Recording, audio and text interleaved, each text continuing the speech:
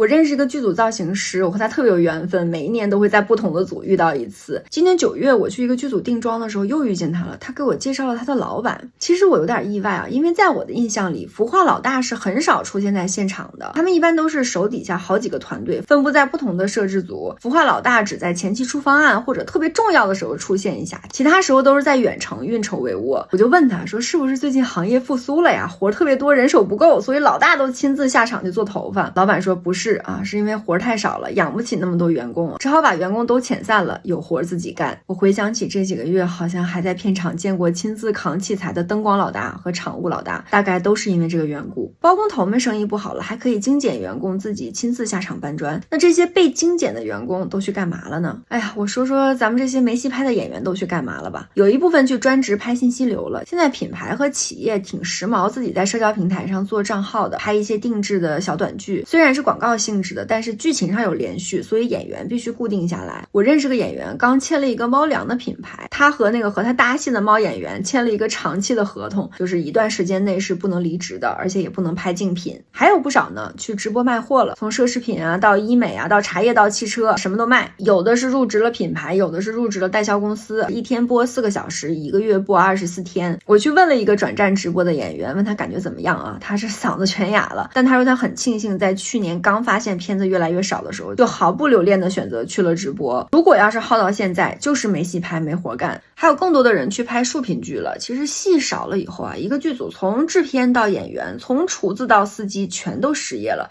所以竖屏剧的火爆一定程度上让很多的从业人员能够再就业，它甚至吸引了很多的广告演员和广告模特。要知道拍竖屏剧就5天100集嘛，一天要拍15、16个小时，而且片酬是比较低的。那为什么能吸引到广告演员和模特呢？因为今年不少大品牌在营销上的预算都削减了，这些大制作有质感的 TVC 毫不夸张的说比去年少了3/4，而一些小的电商呢，干脆不请真人去拍产品图了，直接用 AI 做模特图，所以大量没活干的广告模特和演员也加入了这个竖屏剧。但是竖屏剧它在选择演员上是有限制的，比如我就拍不了竖屏剧，真不是我嫌它 low 啊怎么样，不是啊，我很想拍这个竖屏剧，这个市场就没有我的岗位。讲讲竖屏剧都是什么题材？男频美女包围我，女频和霸道总裁谈甜甜的恋爱，我长了一张贤妻良母脸啊，30多岁，年纪不上不下，我是能和8个霸道总裁谈恋爱啊，还是和一群9998的妹妹们包围男主啊？还想打我？现在苏沫。再比我大10岁的中年演员呢，可能有机会去客串个主演的妈妈。我就见到一个中年男主，他演上了短剧的男二，剧情大概是女主先嫁了爸爸又嫁了儿子啊，就他那么一个。要知道40多岁的演员在之前大戏和网剧比较多的时候，他们可是龙套界的行业标杆中流砥柱啊，现在就是没戏拍，收入连月供都还不上。上个月我和一个演员在背景里面做了一天，收工的时候他就感叹啊，说我们这些人哎就浪费在这儿了，如果干别的行业可能会更有价值。然后我就问他，如果今天你的报酬是几千，或者能像以前一样一个月拍20天，你还会觉得自己现在没有价值吗？他说当然不会。我说可是我们今天干的事儿跟以前干的事儿一样啊，以前市场好的时候确实天天都有戏拍啊，天天都有烂片拍，可是那个时候价值就更高嘛，做的事情就更有用吗？我这些年没有公司的庇护，可算明白了一个道理，我的片酬和我拍的辛不辛苦，我演的好不好，我长得怎么样完全没有关系，它只和一件事有关，那就是甲方的预算。如果再来一个因素，就是中间的人扣我多少钱，我的收入和我本身做的事情啊，或者说我本人的价值是没有关系的，它完全取决于市场供需。不管是我在上班还是现在在自由市场打工，一个月拍